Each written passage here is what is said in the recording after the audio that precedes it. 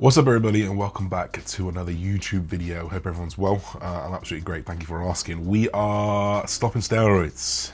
I'm quitting. I'm saying no. No, that's not true, I'm not. What I'm doing is I am finishing my blast. So for those of you guys who are perhaps maybe a little bit new to anabolic steroids or guys who have been following my journey, I want to make it very, very clear that this is completely like my process. I'm not a doctor, this is not advice. I don't think that you should do this yourself. I think you should employ someone to do this for you, whether it's a coach, whether it's a doctor, whether it's someone who is very much in the know. This is just me documenting what I'm doing and kind of taking you through that process, through that journey. But when you do use anabolic steroids, one thing that we do tend to do is undulate through periods of higher usage and periods of lower usage. And I have just been through, for the last 4 or 5 months, a period of higher use, whereby I'm using, more than what would be available physiologically.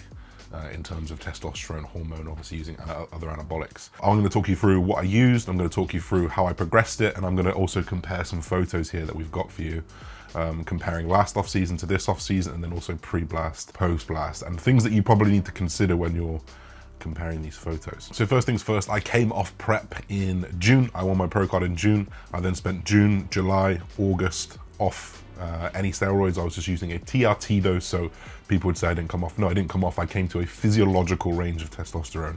How did I know that? I got my blood test. I use Medichecks. You can use Josh Bridgman for discount at Medichecks, by the way.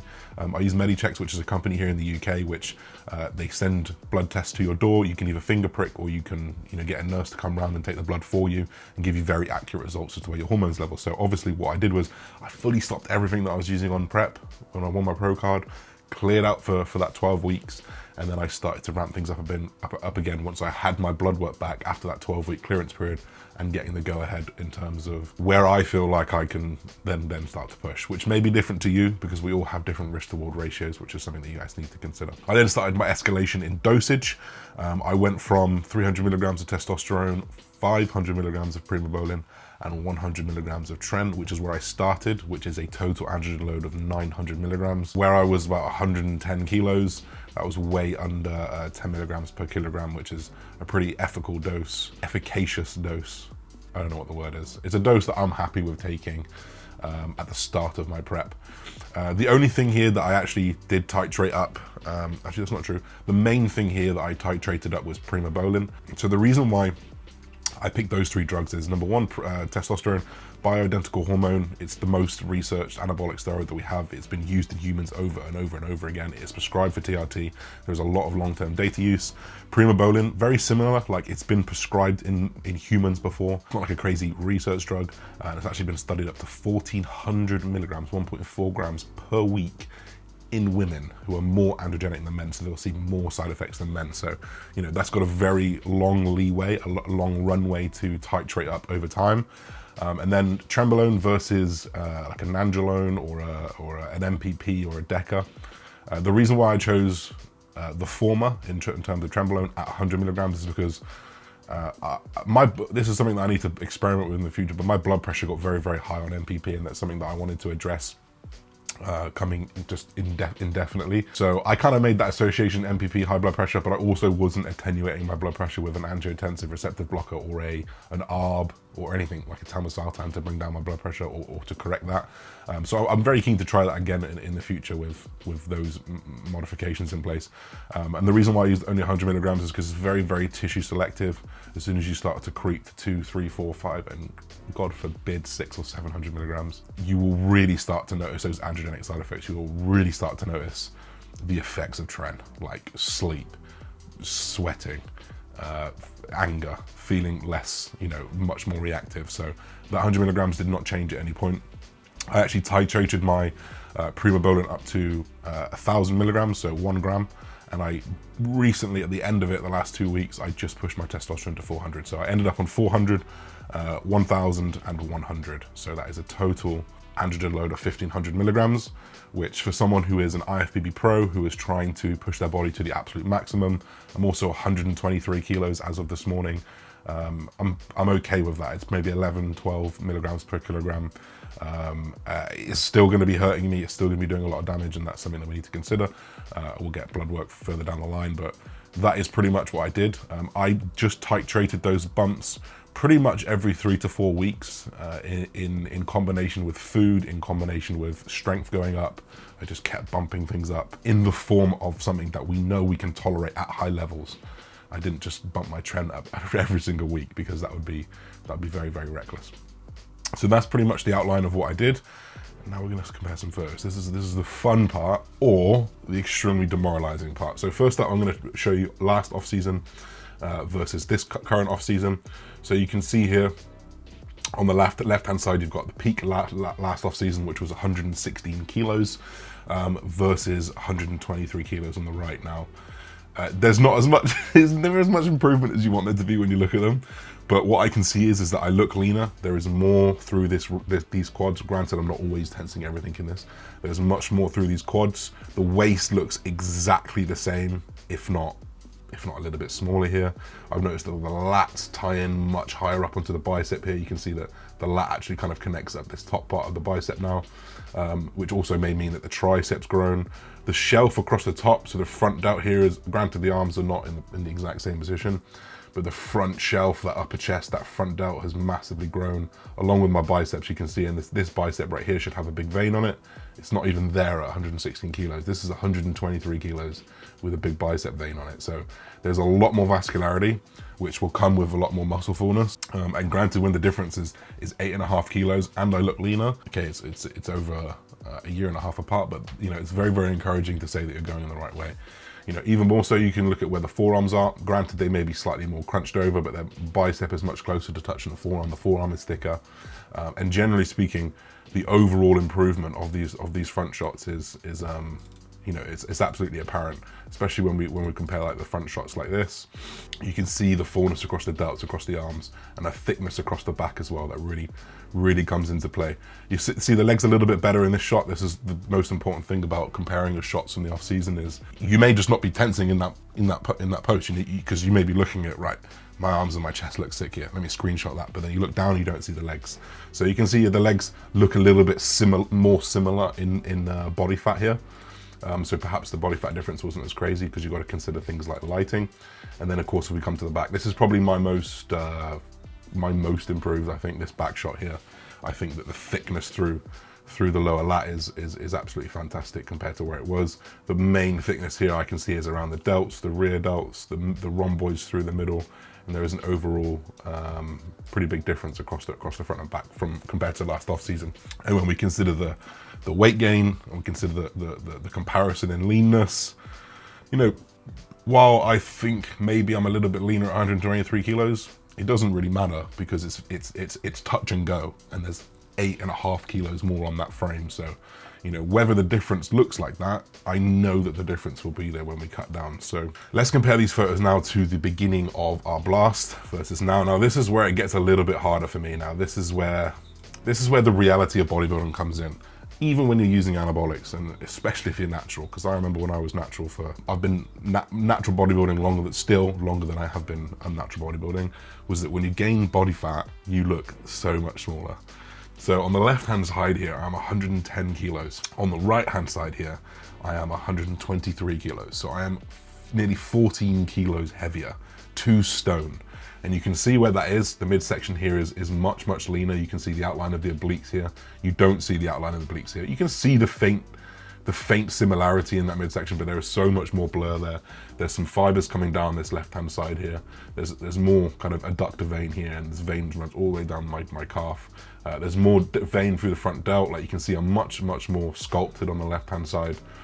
Granted, on the left-hand side, I'm probably 4 or 5 weeks off cycle, so I'm maybe a little bit flatter. While I look much bigger on the right, it's not crazy. Do you know what I mean? It's not like, bearing in mind I'm 13.5 kilos heavier, it's quite hard to see if that's 13.5 kilos of muscle, because it's probably not, of course it's not. But it's very, very difficult as a bodybuilder to see this and think, I'm 14 kilos heavier. I can see that I'm wider. I can see my chest is fuller. I can see that, you know, I've got a little bit more in my arms here, but you know, when you see the sharpness across the upper chest on this left-hand side, you see some striations coming down on the delts. Like, it's not a crazy difference, you know, and that's the thing about accumulating body fat, is it's going to hide your progress. There's got to be something that you're going to be very considerate of as you move forward, is that it's going to hide your progress. You can see here that there's a lot less body fat around the lower back. There's a few more crinkles on this right hand side, but largely speaking, the waist, like the width across that waist, is very, very, very similar. And that's something that's really, really good to know and to take into the future. And you can really compare these waists as you kind of come forward, because that's going to be the body fat accumulation phase. And then you can compare like this top width here, you know, which is very, very wide compared to the other side. You know, it's not as considerable progress as perhaps you'd like to see. Like when you do compare these photos, while the photo may be like I'm slightly closer to the camera or slightly further back, which may skew things a little bit.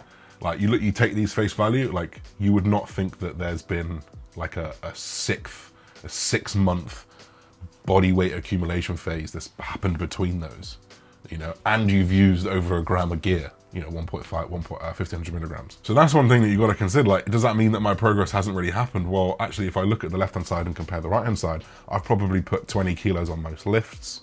I'm probably doing more volume than I was doing on the left. I'm recovering better. I'm feeling better. I feel twice as big as the left-hand side. So this is why it's so important not just to track your visuals, but you've got to track how you're progressing in the gym. Are you eating more? I'm eating 3,500 calories on the left versus, you know, 5,500, nearly 6,000 calories on the right. That progress in body weight, in training ability, in the strength that you've got in the gym, along with calories, along with steroids, there is no way in this planet that you've not gained muscle.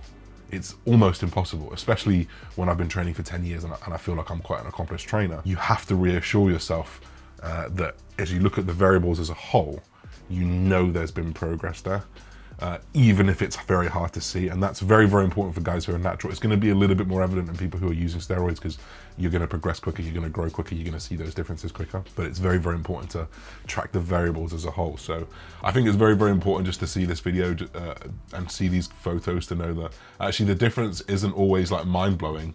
And when the difference really shows is when you come back down and you hold on to way more muscle, you have way more fullness, and then you can start to compare those photos. So that's what I'm waiting for. That's what I'm hoping for. Otherwise, we're just going to cut and it's going to be the same as that pro card season. But I don't think that's the case. I'm so much heavier. I'm so much stronger than I was at that high point last season, that I'm very confident we're going to continue to do that. So what's the plan from now? I have just come off all of the steroids and also insulin that I was using, and growth hormone I'm actually going to keep in. So I'm going to run straight back down to 150 milligrams of testosterone, and I'll probably use like 3 IU of growth hormone every day, and I will just basically maintain for a little bit. I think there's some very, very big importance in maintenance phases, either side of a cut. While you're coming off a bulk, if you can maintain on as little calories as possible, perfect. If you're coming off a cut, you want to try and maintain on as many calories as possible, perfect. I like to think that a 3 to 4 week maintenance period really solidifies that tissue that you've built before you can start to assess what you want to do. Now, I'm probably going to look at a February, March, April, and half of May cruise, so 150 milligrams across all of those 4 months, and then we'll start a prep cycle, and we'll go into prep again for next year. The ability to build muscle is going to be diminished. It's going to be very, very difficult at this stage of my career. If I was a little bit smaller, a little bit younger, a little bit fresher, I probably would say that I could grow off 150 milligrams still. I'm not going to go into the gym with that mindset, but that next 3 months is probably going to be a little bit harder to grow. So you just got to focus more on maintenance, more on keeping your appetite fresh, more on keeping your metabolism high, and putting yourself in the best position to go into a prep. So that's going to be this video, guys. I just wanted to run you through my whole kind of off season that I've had. Not the craziest, longest off season. Coming off the IFBB Pro win, I felt like I had a really, really good shape and a lot of muscle mass that I was kind of happy with. And I was hoping that if I could stick another 3 or 4 kilos on that, it's going to make a massive difference. So, you know, being 8 kilos up on the last peak that we were here, I'm confident that at least half of it's going to be muscle. Yeah, okay, maybe it's 4 kilos more fat and it's more spread out because I've got more muscle. You know, there's all those things and all those variables that can come into play. But most importantly, I know that I've done everything that I can in between that time. So that's going to be the plan, guys. We'll obviously do a blood work video when it happens. Probably going to wait a few weeks just to kind of let the body calm down, let the hormones flush out the system, and then I'll do some blood work and check that regularly throughout the off season, or the rest of the off season, I should say, and then we'll be good to go from there, guys. So let me know if you like this style of video, breaking down physiques, comparing cycles, comparing all these types of things, because these are things that I can go back into the archives. I've got everything written down that I've ever done, and we can go back and compare. So don't forget to like, comment, subscribe, guys. We'll see you very soon. Peace and everybody. Bye-bye.